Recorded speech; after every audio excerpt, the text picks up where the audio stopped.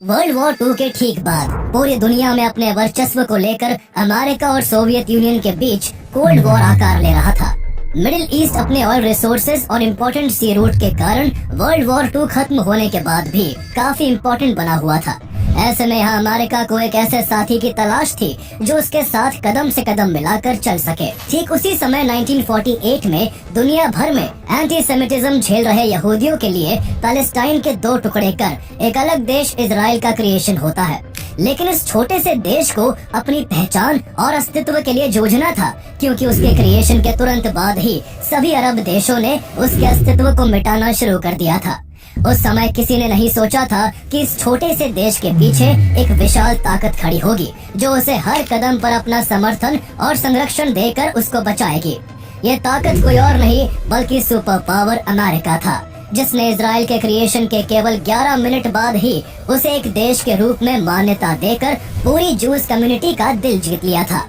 ऐसा करके अमेरिका ने अरब देशों से दुश्मनी मोल ले ली थी, लेकिन इजराइल के लिए उसे ये भी मंजूर था। बीतते समय के साथ इजराइल मिडिल ईस्ट में अपनी पकड़ मजबूत करता चला गया और उसकी दोस्ती भी अमेरिका से गहरी होती रही। इस दौरान अमेरिका ने इजराइल को करोड़ों डॉलर्स की इकोनॉमिक एड और क्रूशियल मिलिट्री असिस्टेंस पहुंचाकर एक बड़े भाई की भूमिका निभाई। इजराइल के एग्जिस्टेंस को आज 7 दशक से भी ज्यादा हो गए हैं, लेकिन तब से लेकर अब तक इजराइल के ऊपर जब भी संकट के काले बादल छाए हैं, अमेरिका हर बार उसके साथ खड़ा रहा है। अभी तक अमेरिका यूएन में 1-2 बार नहीं बल्कि पूरे 49 बार वीटो का इस्तेमाल कर इजराइल को बचाता आया है और उसका गॉडफादर बना हुआ है। तो आइए जानते हैं इजराइल और अमेरिका के इस अटूट और गहरे रिश्ते का राज। आखिर वो कौन से कारण हैं जिनकी वजह से अमेरिका वर्ल्ड लेवल पर अपनी आलोचनाओं के बावजूद हमेशा इजराइल के हर कदम को सही करार देता आया है।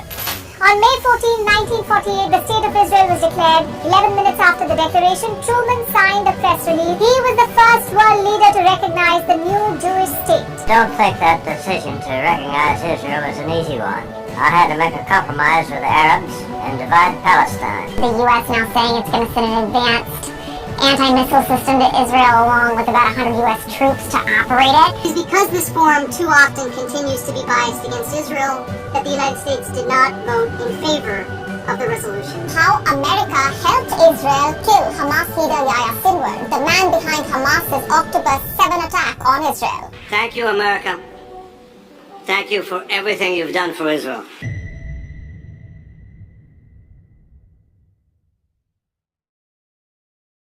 लेट 19th सेंचुरी में यूरोप के कई देशों में यहूदियों पर जुल्म ढाए जा रहे थे, जिससे परेशान होकर यहूदियों ने दर बदर भटकते हुए अपने लिए एक सुरक्षित ठिकाना ढूंढना शुरू कर दिया था। ऐसे में बहुत से यहूदियों ने अमेरिका की तरफ रुख किया, जहां उन्हें एक सुरक्षित और फ्रेंडली एनवायरनमेंट मिला, जिस कारण जल्दी ही लाखों जूस के लिए अमेरिका उनका घर बन गया। यहाँ आने वाले ज्यादातर यहूदी इकोनॉमिकली काफी स्ट्रॉन्ग थे, इसलिए उन्होंने यहाँ के ट्रेड एंड बिजनेस में इन्वेस्टमेंट करना शुरू कर बैंकिंग सेक्टर में अपनी धाक जमा ली और कुछ ही सालों में अपनी कमाई इतनी बढ़ा ली कि धीरे धीरे यहाँ की पॉलिटिक्स में भी उनका इन्फ्लुएंस काफी बढ़ने लगा। जहाँ अमेरिका में कुछ यहूदी इतने पावरफुल बन चुके थे, तो वही यहूदियों की एक बड़ी तादाद दुनिया के अलग अलग देशों में दर बदर ठोकर खा रही थी, जिन्हें एक छत तक नसीब नहीं थी। यहूदियों के खिलाफ बढ़ रहे एंटी सेमिटिज्म से परेशान होकर 1896 में जूइश जर्नलिस्ट थियोडोर हर्जल ने डेर जुडेनस्टाट नाम से एक बुक लिखी, जिसमें उन्होंने यहूदियों को एंटी सेमिटिज्म से बचाने और एक सेक्युलर जूइश आइडेंटिटी स्टैब्लिश करने के लिए एक सेपरेट जूइश स्टेट की मांग की। उनका मानना था कि केवल एक अलग यहूदी राष्ट्र ही यहूदियों को सामाजिक, राजनीतिक और सांस्कृतिक सुरक्षा प्रदान कर पाएगा। उनकी इस अप्रोच के चलते ही आगे चलकर ज़ायनिज्म का जन्म हुआ, जिसके झंडे तले यहूदी यूनाइट होकर अपने लिए एक अलग देश की मांग करने लगे। 1914 में जब फर्स्ट वर्ल्ड वॉर शुरू हुआ, तो ब्रिटेन ने यहूदियों से वादा किया कि अगर वो इस वॉर में ऑटोमन्स के खिलाफ उसका साथ देंगे, तो ब्रिटिश गवर्नमेंट उनके लिए एक अलग देश की फॉर्मेशन में मदद करेगी। इसी के चलते 1917 में ब्रिटिश गवर्नमेंट ने बाल्फोर डिक्लेरेशन के तहत पैलेस्टाइन में एक यहूदी राष्ट्र के गठन का समर्थन किया। ब्रिटेन के इस कदम के बाद 1919 में अमेरिकन प्रेसिडेंट वुडरो विल्सन ने भी बाल्फोर डिक्लेरेशन का सपोर्ट किया। विल्सन का यहूदियों को सपोर्ट करना केवल ब्रिटेन के बाल्फोर डिक्लेरेशन को फॉलो अप करना नहीं था, बल्कि इसके पीछे उनकी एक बड़ी पॉलिटिकल और डिप्लोमेटिक स्ट्रेटेजी भी थी। उस समय अमेरिका में तेजी के साथ जूइश कम्युनिटी का इन्फ्लुएंस बढ़ रहा था। विल्सन अच्छी तरह समझते थे कि भविष्य में अमेरिकी यहूदियों का समर्थन न केवल अमेरिका की इंटरनल पॉलिटिक्स के लिए बल्कि इंटरनेशनल लेवल पर भी काफी महत्वपूर्ण साबित होगा। इसके अलावा विल्सन कॉलोनियलिज्म के विरोधी थे, जिस कारण यहूदियों की जूइश स्टेट की मांग का सपोर्ट करना उनकी आइडियोलॉजी से मेल खाता था। विल्सन के इस फैसले से अमेरिका और जूस कम्युनिटी के बीच मजबूत संबंधों की नींव रखी जा रही थी, जो भविष्य में अमेरिका और इजराइल के बीच एक स्ट्रॉन्ग रिलेशन की मिसाल बनने वाली थी।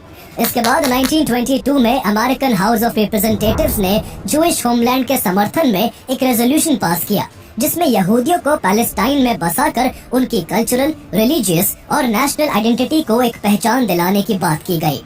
अमेरिका के इस फैसले ने यहूदियों के अपने अलग देश के सपने को एक नई उड़ान दे दी थी, जिसके बाद दुनिया के अलग अलग हिस्सों से लाखों की संख्या में यहूदी पैलेस्टाइन की ओर रुख करने लगे। उधर यूरोप में फर्स्ट वर्ल्ड वॉर की हार से बौखलाया जर्मनी हिटलर की लीडरशिप में दुनिया को फिर से आंखें दिखाना शुरू कर चुका था। उसके इस रवैये को दुनिया के कई और देश सपोर्ट कर रहे थे, जिसके चलते 1939 में सेकेंड वर्ल्ड वॉर की शुरुआत हो गई। ये वॉर यूरोप में रह रहे यहूदियों के लिए भी एक भयंकर त्रासदी बनकर आया, जहां हिटलर ने हॉलोकॉस्ट के जरिए यहूदियों पर अत्याचार, घृणा और क्रूरता की सारी हदें पार करते हुए 60 लाख निर्दोष यहूदियों को मौत के मुंह में धकेल दिया था। इस भयंकर नरसंहार ने यहूदियों की एक अलग सुरक्षित देश की मांग को और भी अधिक मजबूत कर दिया, जिसे अमेरिकन कांग्रेस का एक बार और साथ मिला। अमेरिका ने 1944 में एक और रेजोल्यूशन पास कर उनकी मांगों को एक ग्लोबल मुद्दा बना दिया। 1947 में ब्रिटिश गवर्नमेंट ने यहूदियों के मुद्दे को यूनाइटेड नेशन में उठाया, जिसके बाद यूएन रेजोल्यूशन 181 को पास कर United Nations partition plan for Palestine लाया और यहूदियों के लिए एक अलग देश बनाने की मंजूरी दे दी। इसके चलते 14 मई 1948 को डेविड बेन गुरियन के नेतृत्व में यहूदियों के लिए एक सेपरेट देश इजराइल का फॉर्मेशन हुआ। हालांकि यूएन की ये योजना अरब देशों को बिल्कुल मंजूर नहीं थी और उन्होंने इसे सिरे से नकार दिया। इससे इजराइल अपने गठन के साथ ही अरब देशों का दुश्मन बन बैठा और उसके एग्जिस्टेंस पर ही काले बादल मंडराने लगे। ऐसे में एक बार फिर से अमेरिका ने दोस्ती का हाथ आगे बढ़ाया और अकेले पड़े इजराइल को उसके फॉर्मेशन के ठीक 11 मिनट बाद ही अपनी मान्यता दे दी। हालांकि अमेरिका के लिए ये सब करना इतना आसान नहीं था, क्योंकि अमेरिकन गवर्नमेंट के ही कई कैबिनेट मिनिस्टर्स इसके पक्ष में नहीं थे। जब यूएन द्वारा इजराइल की फॉर्मेशन की घोषणा होने वाली थी, ठीक उसी समय अमेरिका के व्हाइट हाउस में इजराइल को मान्यता देने पर विचार करने के लिए एक बैठक चल रही थी। इसमें एक और अमेरिकन जूइश लीडर्स की एक मजबूत लॉबी थी, जो इजराइल को मान्यता देने के लिए प्रेशर बना रही थी, जबकि दूसरी ओर secretary of state George C Marshall और कई हायर रैंक ऑफिसर्स थे जो इसका विरोध कर रहे थे। उनका मानना था कि अमेरिका के ऐसा करने से मिडिल ईस्ट में टेंशन काफी बढ़ सकती है और साथ ही यहाँ अमेरिका का होल्ड भी काफी कमजोर हो सकता है। लेकिन इस रिस्क के बाद भी अमेरिका ने अरब देशों से दुश्मनी मोल लेकर यहूदियों का पक्ष लेते हुए इजराइल को अपनी मान्यता दे दी थी। अमेरिका के ऐसा करने के पीछे कई वजह थी। पहली वजह ये कि उस समय तक अमेरिका में जूइश लॉबी काफी ताकतवर और पैसे वाली हो चुकी थी, जो अमेरिकन इकोनॉमी के एक बड़े हिस्सेदार बन चुके थे। साथ ही तब तक अमेरिकन पब्लिक के अंदर भी जूइश के साथ हुए हॉलोकॉस्ट के कारण एक सॉफ्ट कॉर्नर बन चुका था और वो जूस के फेवर में फैसला चाहते थे। इसके अलावा अमेरिका का इजराइल के साथ आने का एक और बड़ा रीजन इजराइल के ज्योग्राफिकल लोकेशन थी, जो अमेरिका के लिए स्ट्रेटेजिक रूप से काफी इम्पोर्टेंट थी। उस समय चल रहे कोल्ड वॉर के कारण अमेरिका और सोवियत के बीच सत्ता का संघर्ष चरम पर था। मिडिल ईस्ट के ऑयल प्रोडक्शन और सी रूट पर अमेरिका अपनी पकड़ को हर हाल में मजबूत करना चाहता था, जिसके लिए अमेरिका को यहाँ एक मजबूत और विश्वास पात्र साथी की जरूरत थी, जो इस क्षेत्र में सोवियत इन्फ्लुएंस के खिलाफ मजबूती से खड़ा हो सके। इस सब के चलते ही प्रेसिडेंट हैरी एस ट्रूमैन ने बिना ज्यादा वक्त गवाते हुए केवल 11 मिनट में ही इजराइल को मान्यता दे दी थी। पैलेस्टाइन में इजराइल के फॉर्मेशन से यहूदियों की वर्षों की मांग पूरी हो चुकी थी, जिसमें अमेरिकी सपोर्ट के कारण इजराइल भावनात्मक रूप से उसका कर्जदार बन गया था, जो आगे चलकर अमेरिका के काफी काम आने वाला था। अमेरिकन सपोर्ट को देख दूसरे देश भी इजराइल को अपनी मान्यताएं देने लगे थे, लेकिन अरब देशों ने इजराइल के गठन को सिरे से नकारते हुए इसे अरबों पर एक अन्याय के रूप में देखा। इजराइल के गठन ने अरबों को यूनाइट होने की एक वजह दे दी थी, जिसका आउटकम भी जल्द ही देखने को मिला। इजिप्ट, जॉर्डन, सीरिया, इराक और लेबनान सहित अन्य अरब देशों ने मिलकर इजराइल पर अटैक कर दिया, जिससे फर्स्ट अरब इजरायली वॉर शुरू हो गया। इस युद्ध से इजराइल डरा नहीं, बल्कि अपने अस्तित्व के सवाल के लिए उसका हर नागरिक लड़ने के लिए जोश से भरा हुआ था। इस युद्ध में इजराइल ने लिमिटेड रिसोर्सेज के बावजूद अपनी वॉर स्ट्रेटेजी से अरब देशों को सरप्राइज कर उन्हें कुछ ही दिनों में बुरी तरह से हरा दिया। 1948 के युद्ध में भले ही इजराइल को जीत हासिल हुई थी, लेकिन अपने फॉर्मेशन के जस्ट बाद ही युद्ध में उलझने के कारण उसे काफी नुकसान उठाना पड़ा और रीबिल्डिंग के फेज से गुजरना पड़ा, जिसके लिए उसे अर्जेंट भारी भरकम इकोनॉमिक असिस्टेंस की जरूरत थी। ऐसे में अमेरिका ने अपनी झोली इजराइल के लिए खोल दी और उसे अच्छा खासा फाइनेंशियल सपोर्ट दिया। अमेरिकी एड के साथ साथ वर्ल्ड जूइश रिलीफ WJR और यूनाइटेड जूइश अपील UJA जैसे संगठनों के लगातार मिलते फाइनेंशियल सपोर्ट से इजराइल फिर से संभलने में कामयाब रहा और अरबों के सामने एक अभेद किले के रूप में उठ खड़ा हुआ।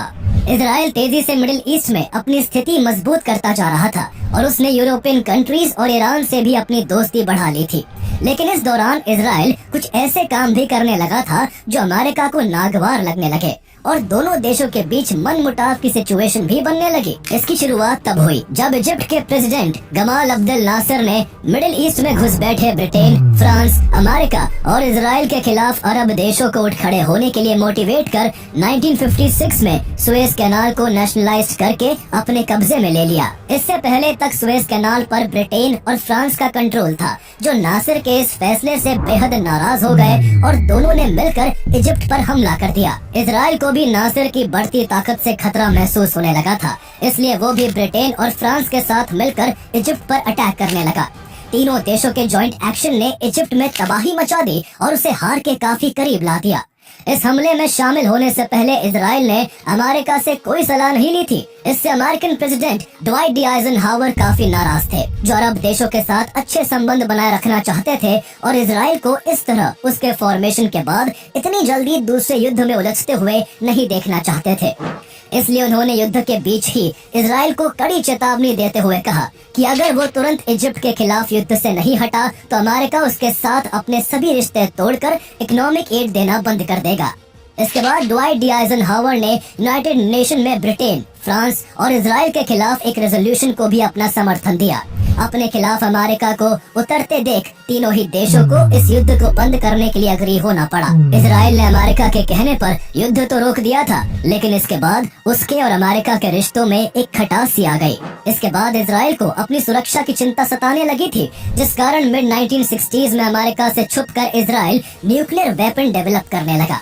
इजराइल इसे काफी सीक्रेट रूप से डेवलप कर रहा था, लेकिन एक साल बाद ही अमेरिका को इस बात की खबर लग गई। अमेरिका उस समय पूरी दुनिया में बढ़ती परमाणु शक्तियों से परेशान था और ज्यादा देशों में इसे एक्सपैंड नहीं होने देना चाहता था। अपने दोस्त इजराइल द्वारा ऐसा करने से वो काफी अनकंफर्टेबल हो गया और इजराइल पर न्यूक्लियर प्रोग्राम को बंद करने का दबाव बनाने लगा। लेकिन इस बार इजराइल अमेरिका के आगे झुका नहीं और न्यूक्लियर वेपन बनाना कंटिन्यू रखा, जिससे दोनों देशों के बीच के रिश्ते और भी खराब हो गए। 1954 से ही अमेरिका वियतनाम वॉर में उलझा हुआ था, जिसका असर उसकी फॉरेन पॉलिसी में भी देखने को मिला। उसका पूरा फोकस अब वियतनाम वॉर को जीतने पर था, जिससे उसका ध्यान मिडिल ईस्ट से हटा हुआ था। अमेरिका को वियतनाम में उलझा हुआ और इजराइल से उसके खराब होते रिश्तों को देखते हुए अरब देशों ने इजराइल को कमजोर आंकना शुरू कर दिया और उसे फिर से घेरने की योजना बनाने लगे। इस मौके का फायदा उठाते हुए इजिप्ट, सीरिया और जॉर्डन ने एक साथ मिलकर इजराइल पर हमले की तैयारी करनी शुरू कर दी। इसके बाद में 1967 में नासिर ने सुएज कैनाल पर तैनात यूनाइटेड नेशन की पीस कीपिंग फोर्सेस को सिनाई पेनिनसुला से हटा दिया और स्ट्रेट ऑफ तिरान में इजरायली शिप्स की आवाजाही पर रोक लगा दी। अरब देशों के इस बड़े मिलिट्री अलायंस से एक बार फिर इजराइल के एग्जिस्टेंस पर संकट के काले बादल मंडराने लगे। इस तरह अरब देशों से चारों ओर से अपने आप को घिरता देख इजराइल ने इजिप्ट, जॉर्डन और सीरिया पर आगे से खुद सरप्राइज अटैक का प्लान बनाकर 5 जून 1967 को ऑपरेशन फोकस की शुरुआत करते हुए तीनों देशों के एयर बेसिस पर अचानक से हमला कर दिया और पहले ही दिन अरब देशों के ज्यादातर फाइटर जेट्स को डिस्ट्रॉय कर आधी लड़ाई जीत ली। ये युद्ध 6 दिनों तक चला, जिसमें इजराइल ने इजिप्ट से सिनाई पेनिनसुला और गाजा स्ट्रिप, जॉर्डन से वेस्टर्न कोस्ट और ईस्टर्न जेरूसलेम और सीरिया से गोलान हाइट्स छीनकर अकेले ही तीनों देशों को करारी शिकस्त दी। इस युद्ध में इजराइल की जीत से अमेरिका का नजरिया इजराइल के प्रति पूरी तरह से बदल गया। वो इस युद्ध में इजराइल की वॉर स्ट्रेटेजी से काफी इम्प्रेस हुआ। पहले अमेरिका 1956 के सुएज क्राइसिस और फिर इजराइल द्वारा सीक्रेटली किए जा रहे न्यूक्लियर प्रोग्राम की वजह से इजराइल पर शक करने लगा था, लेकिन 6 डे वॉर में इजराइल ने साबित कर दिखाया था कि वो न केवल अमेरिका के लिए एक भरोसेमंद साथी हो सकता है, बल्कि मिडिल ईस्ट में सोवियत समर्थित अरब देशों को अपने दम पर धूल भी चटा सकता है। इस बार अमेरिका ने खुद आगे से इजराइल की तरफ दोस्ती का हाथ बढ़ाते हुए उसके साथ अपने रिश्तों को एक स्टेप और आगे ले जाने का फैसला किया। इसके बाद अमेरिका ने न केवल इजराइल की सैन्य सहायता बढ़ाई, बल्कि उसने इकोनॉमिक एड देने के अलावा उसके साथ ट्रेड रिलेशंस भी एस्टैब्लिश किए। इजराइल सीक्रेटली अपने न्यूक्लियर प्रोग्राम को बढ़ाने में लगा रहा, लेकिन इस बार अमेरिका ने उसके रास्ते में रोड़ा अटकाने की जगह उसे मदद पहुंचाई। इस दौरान इजराइल ने किसी भी न्यूक्लियर वेपन्स ट्रीटी पर साइन नहीं किया था, जो उस समय किसी भी देश में न्यूक्लियर प्रोग्राम को चलाने के लिए और न्यूक्लियर वेपन्स एंड टेक्नोलॉजी के प्रसार को रोकने के लिए जरूरी होता था। इससे नाराज होकर जब कई देशों ने यूएन में इजराइल के खिलाफ रेजोल्यूशन लाकर उसे घेरने की कोशिश की, तो अमेरिका ने वीटो लगाकर उसे इस मुश्किल से बचा लिया।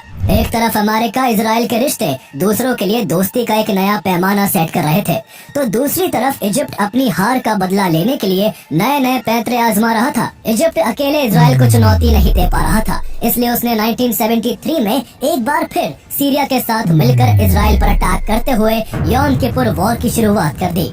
इस बार इजराइल के साथ अमेरिका भी था, जो 1967 के बाद से ही इजराइल को मिराज और F-4 फैंटम जैसे बेहद घातक फाइटर जेट सप्लाई कर चुका था। अमेरिका को इसके चलते ओपेक द्वारा ऑयल एम्बार्गो को भी सहना पड़ा, लेकिन इसके बावजूद भी वो इजराइल के सपोर्ट में डट कर खड़ा रहा। इस युद्ध का नतीजा भी बाकी अरब इजरायली वॉर्स की तरह ही रहा, और इसमें भी अरब देशों के हिस्से हार ही आई।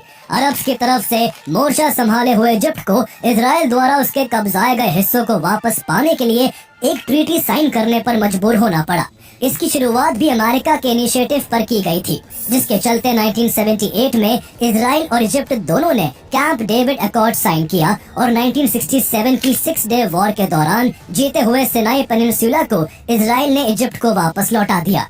बदले में इजिप्ट ने भी अपने उसूलों के खिलाफ जाकर इजराइल को एक देश के रूप में अपनी मान्यता दे दी। इससे इजिप्ट को अरब देशों के बीच भारी क्रिटिसिज्म का सामना करना पड़ा और उसे अरब देशों का गद्दार घोषित कर अरब लीग से बाहर निकाल दिया गया। उस समय वेस्ट एशिया के एक और देश ईरान में भी उथल पुथल मची हुई थी। राजा मोहम्मद रेजा पहलवी से परेशान होकर वहां की जनता सड़कों पर थी। सालों के विद्रोह के चलते 1979 में ईरान में इस्लामिक रेवोल्यूशन के जरिए राजा को गद्दी से उतारकर मोनार्की को खत्म कर दिया गया और रूहुल्लाह खुमैनी ईरान के सुप्रीम लीडर बन गए। इसके बाद इजराइल और अमेरिका के साथ ईरान के रिश्ते खराब होते चले गए। अमेरिका ने चूंकि ईरान के ओवरथ्रोन किंग मोहम्मद रेजा पहलवी को अपने यहाँ पनाह दे रखी थी और ईरान के कहने पर भी उसको वापस ईरान नहीं भेजा था, इसलिए गुस्से में आम ईरानियन स्टूडेंट्स के एक ग्रुप ने तेहरान में अमेरिकी दूतावास पर हमला कर सभी अमेरिकन डिप्लोमेट्स को हॉस्टेज बना लिया। ये हॉस्टेज क्राइसिस पूरे 444 दिनों तक चला, जिसने ईरान को अमेरिका का घोर विरोधी बना दिया। वही खुमैनी के सुप्रीम लीडर बनने के बाद से ईरान इजराइल पैलेस्टाइन मुद्दे पर पैलेस्टीनियंस के सपोर्ट में आकर एंटी इजराइल स्टैंड अडॉप्ट कर चुका था, जिस वजह से उसने इजराइल से सभी तरह के डिप्लोमेटिक रिलेशंस खत्म कर दिए।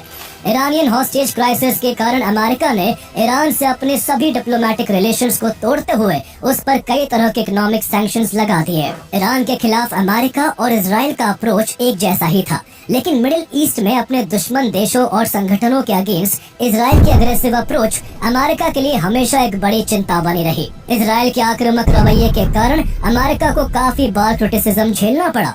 ऐसा ही 1982 में देखने को मिला, जब इजराइल ने अपने दुश्मन PLO को खत्म करने के मकसद से लेबनान पर अटैक किया, तो उसमें काफी लेबनीज सिविलियंस की भी मौत हो गई। भारी संख्या में सिविलियंस की मौत को देख अमेरिका पर भी उंगली उठने लगी थी। इसलिए अमेरिका ने इजराइल की आलोचना करते हुए कहा कि अमेरिका इजराइल को मिलिट्री असिस्टेंस उसके डिफेंसिव पर्पसेस के लिए देता है, न कि दूसरे देशों पर अटैक करने के लिए। इसके बाद कुछ सालों तक इजराइल द्वारा अरब देशों में कोई मेजर अटैक नहीं किया गया, लेकिन इजराइल कुछ छोटे छोटे कॉन्फ्लिक्ट्स में जरूर उलझा रहता था। अमेरिकन प्रेसिडेंट बिल क्लिंटन चाहते थे कि मिडिल ईस्ट में शांति कायम हो, इसलिए वो यहाँ के कई देशों से लगातार बातचीत कर इजराइल की दोस्ती करवाने में लगे हुए थे। उनके इन्हीं प्रयासों से 1994 में जॉर्डन और इजराइल ने एक पीस ट्रीटी साइन की और फिर इसके एक साल बाद 1995 में इजराइल और पीएलओ ने भी ऑस्लो सेकंड अकॉर्ड साइन कर मिडिल ईस्ट में शांति की उम्मीदों को बढ़ा दिया था। इन सभी पीस ट्रीटी में उस समय के इजरायली प्राइम मिनिस्टर यित्ज़हाक राबिन का बड़ा रोल था, लेकिन इस कारण उनको अपनी जान भी गंवानी पड़ी। उनके इस फैसले से इजराइल का एक वर्ग उनके खिलाफ हो गया था, जिनका मानना था कि राबिन ने ऑस्लो सेकंड अकॉर्ड साइन कर देश की सिक्योरिटी से कॉम्प्रोमाइज किया है। इसी के चलते 4 नवंबर 1995 को एक पीस रैली के दौरान जोइश एक्सट्रीमिस्ट यिगाल आमिर ने राबिन की गोली मारकर हत्या कर दी। जहां अमेरिका और इजराइल मिलकर कई दशकों से दुश्मन देशों में छिपकर बैठे अपने विरोधियों को मौत की नींद सुलाते आए हैं, तो वही दोनों देशों की इस दोस्ती में कई बार मतभेद भी हुए हैं। उनके रिश्तों को खासकर तब भारी उतार चढ़ाव का सामना करना पड़ा जब 2009 में बराक ओबामा अमेरिका के प्रेसिडेंट बने। उनके कई फैसले इजराइल को नागवार गुजरे, तो वही इजराइल ने भी बराक ओबामा को नापसंद आने वाले कई कामों को अंजाम दिया, जिससे उसे अमेरिका का क्रिटिसिज्म भी झेलना पड़ा। लेकिन ये मनमुटाव वैसे ही थे जैसे छोटे और बड़े भाई के बीच के मतभेद होते हैं। दोनों के बीच मतभेद के बावजूद ओबामा ने अपने 8 साल के लंबे शासनकाल में इजराइल के खिलाफ यूएन में केवल एक रेजोल्यूशन को छोड़कर सभी पर वीटो लगाया था और इजराइल के लिए $38 बिलियन के इकोनॉमिक एड को मंजूरी भी दी थी। ओबामा के बाद जब डोनाल्ड ट्रंप अमेरिका के प्रेसिडेंट बने तो उनके टेन्योर में दोनों देशों के रिश्ते काफी स्ट्रॉन्ग हो गए। ट्रंप ने एक ऐतिहासिक फैसला लेते हुए जेरूसलेम को इजराइल की कैपिटल के रूप में मान्यता दे दी और अमेरिकन एम्बेसी को टेल अवीव से जेरूसलेम में शिफ्ट कर दिया। 2019 में ट्रंप ने इजराइल के सपोर्ट में एक और इम्पोर्टेंट स्टेप लेते हुए गोलान हाइट पर इजरायली सोवेनिटी को मान्यता दे दी। ऐसा करने वाला अमेरिका पहला और एकमात्र देश है। इसके अलावा अमेरिका ने कई देशों के साथ इजराइल की दोस्ती के दरवाजे खोल दिए। अब्राहम अकॉर्ड्स के सहारे इजराइल कई अरब देशों से डिप्लोमेटिक रिलेशन स्टैब्लिश करने में सफल रहा। इजराइल ने यूएई, बहरीन, मोरक्को और सूडान जैसे अरब देशों के साथ diplomatic and trade relations develop किए, जो इजराइल के लिए मिडिल ईस्ट में काफी फायदेमंद साबित हुए। अमेरिका और इजराइल में 1948 के बाद कई सरकारें बदल चुकी है, लेकिन आज भी दोनों के बीच दोस्ती का ये सिलसिला बदस्तूर जारी है। आज इजराइल एक अनडिक्लेयर्ड न्यूक्लियर पावर है, जिसे अमेरिकी सपोर्ट के कारण कभी भी किसी जांच का सामना नहीं करना पड़ा। अमेरिका सबसे ज्यादा इकोनॉमिक एड इजराइल को ही देता है।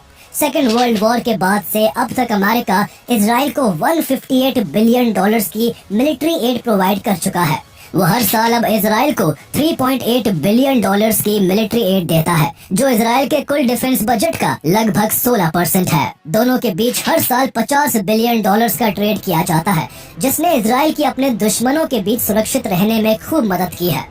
अमेरिका ने 1972 के बाद से अब तक यूनाइटेड नेशन सिक्योरिटी काउंसिल में इजराइल के खिलाफ लाए गए 49 रेजोल्यूशंस पर वीटो लगाकर उसकी रक्षा की है। अमेरिका और इजराइल के इस अटूट रिश्ते की कई वजह है। इसमें सबसे बड़ा हाथ जूइश अमेरिकन लॉबी का है, जो फाइनेंशियली काफी स्ट्रॉन्ग है। अमेरिका के 10 सबसे अमीर लोगों में 5 लोग जूस हैं। इसके अलावा अमेरिकन सिटीजन्स का इजराइल के पक्ष में रहना भी अमेरिका के लिए इजराइल के साथ बने रहने की बड़ी वजह है। करीब 64% अमेरिकन इजराइल को सपोर्ट करते हैं, जिस वजह से अमेरिकन लीडर्स के लिए इजराइल के फेवर में रहना एक बड़ी जरूरत बन चुका है।